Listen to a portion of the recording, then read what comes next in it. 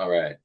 As I said before, today we'll be talking about lessons for daily life, and it will be centered around advice about widows and elders. And I will be reading from First Timothy chapter 5.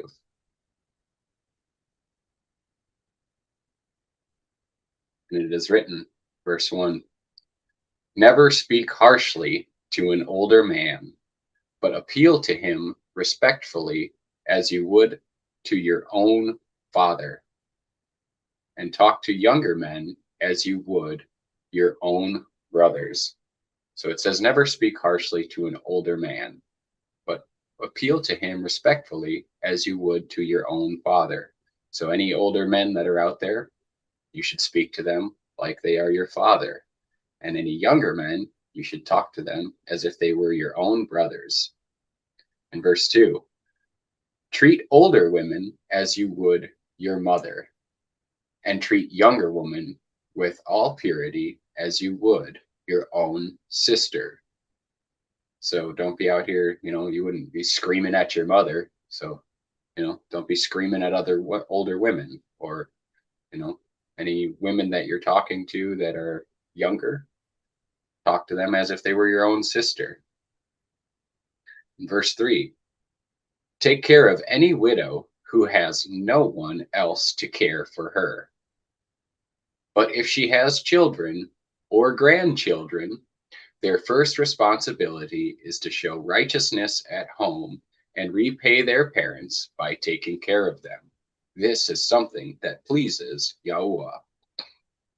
So if there's widows around you and they have no one else to take care of them, if they've got snow shoveling to do in the wintertime, if they have no one else to take care of that, just do what's right and go help them.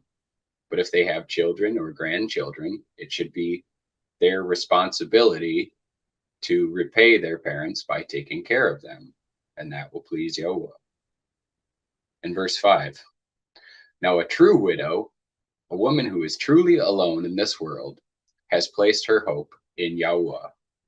She prays night and day, asking YAHUAH for his help. But the widow who lives only for pleasure is dead in the Ruach, even while she lives. Give these instructions to the Kadash assembly so that no one will be open to criticism. But those who will not care for their relatives, especially those in their own household, have denied the true amunah, or faith. Such people are worse than unbelievers. That's a very important part there.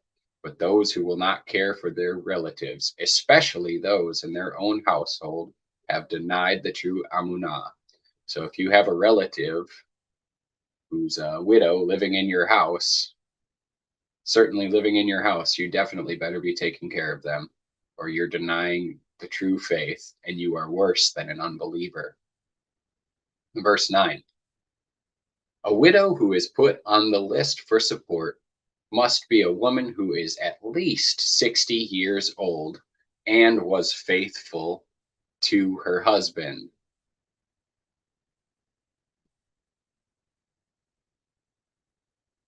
Verse 10, she must be well respected by everyone because of the good she has done. Has she brought up her children well? Has she been kind to strangers and served other believers humbly? Has she helped those who are in trouble? Has she always been ready to do good?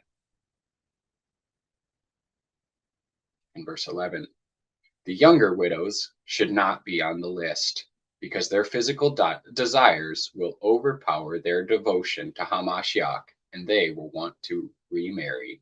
So the older widows who have been well respected and brought their children up well and been kind to strangers and served other believers humbly, those are the ones that should be on the list. Whereas the younger widows should not, because their physical desires will overpower their commitment to Hamashiach. And verse 12, then they would be guilty of breaking their previous pledge.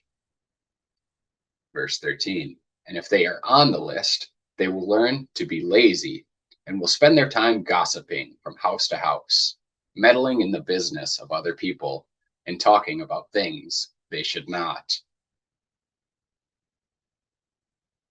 So I advise these younger widows to marry again, have children, and take care of their own homes.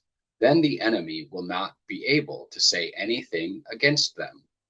So if you're a younger widow, younger than 60 years old, you should highly consider going out and remarrying, having children, and taking care of your home so that you don't get distracted and become a gossiper, going from house to house and minding other people's business instead of your own. And verse 15, for I am afraid that some of them have already gone astray and now follow Hashatan. If a woman who is a believer has relatives who are widows, she must take care of them and not put the responsibility on the Kadash assembly. So if you are a woman and you are a believer and you have a relative who is a widow, it is your responsibility to take care of them. It is not on the assembly. So then the Kadash assembly can care for the widows who are truly alone.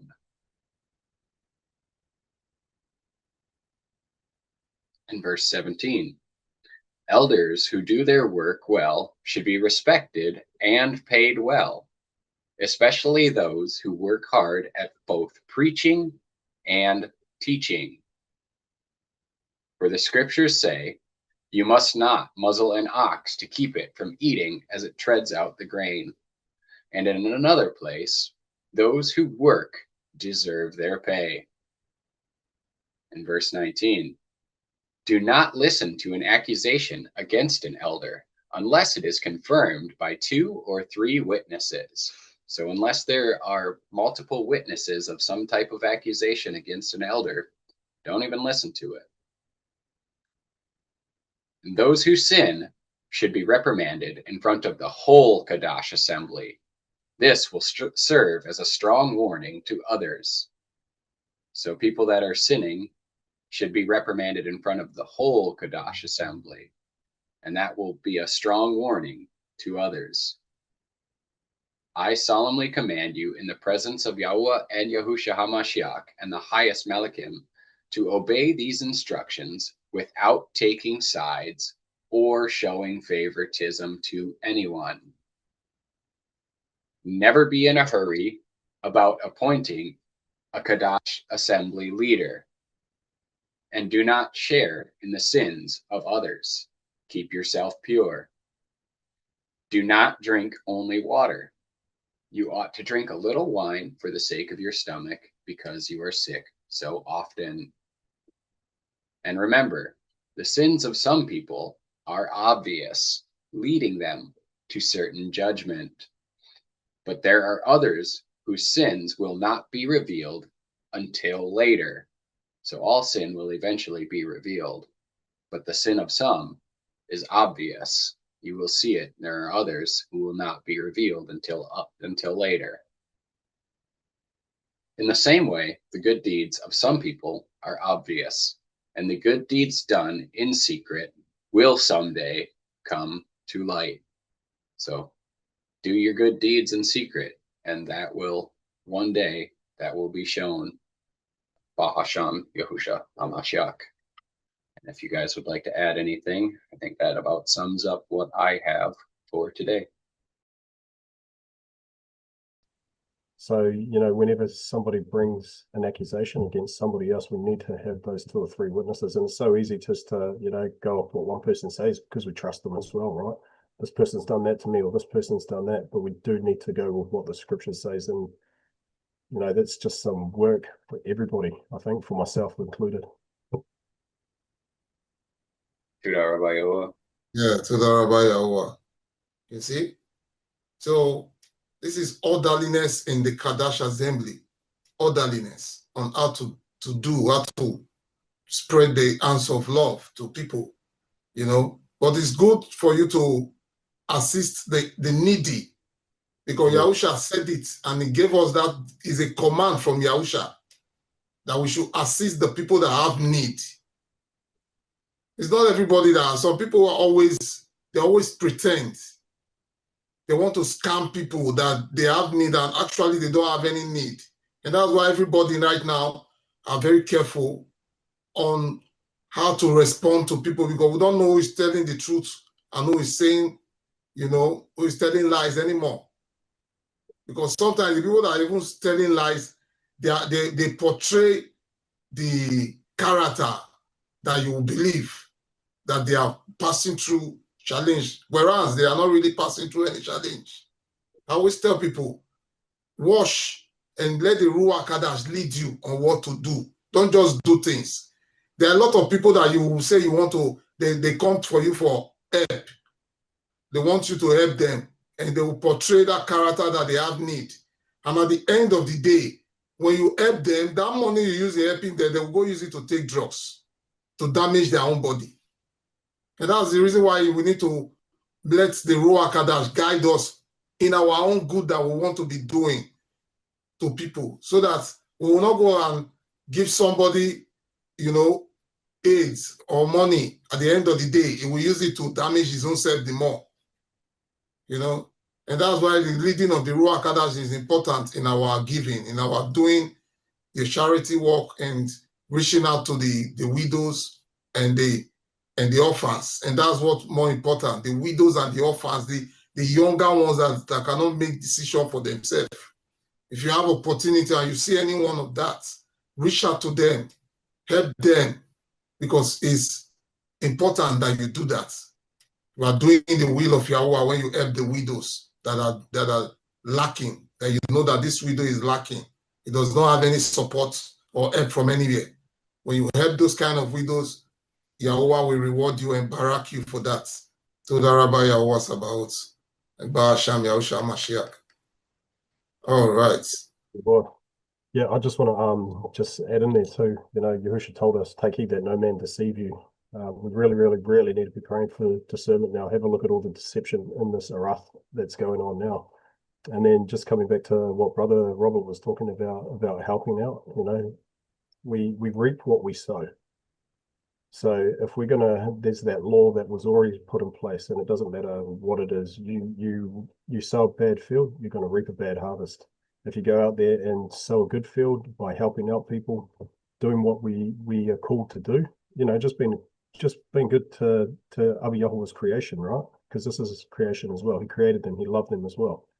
So just wherever you see something that somebody may need help, it doesn't take long, whatever it might be. Just reach out and see if they can, if they need help, and you know you're going to reap a good harvest from that as well. Good things will come back to you. That's just it. When you sow a good seed, you will have a good harvest. That's the reason why you must allow the Ruach Kadash lead you in your giving. Yes, very important for you to give and to do good to others. But let the good that you are doing be the good that will really barak the person that you are doing it for. Yeah, you might say, oh, but I did not know. Let the Ruach guide you, Lord, like what Brother Jay said. Take it that no one deceive you. That's what the scripture said. You know, so take heed that no one deceive you. You see? So you must understand that all these are part of our daily life. Discipline yourself on how to give, but give in the right direction. So the Rabbi was about Ba'asham Yahusha Mashiach.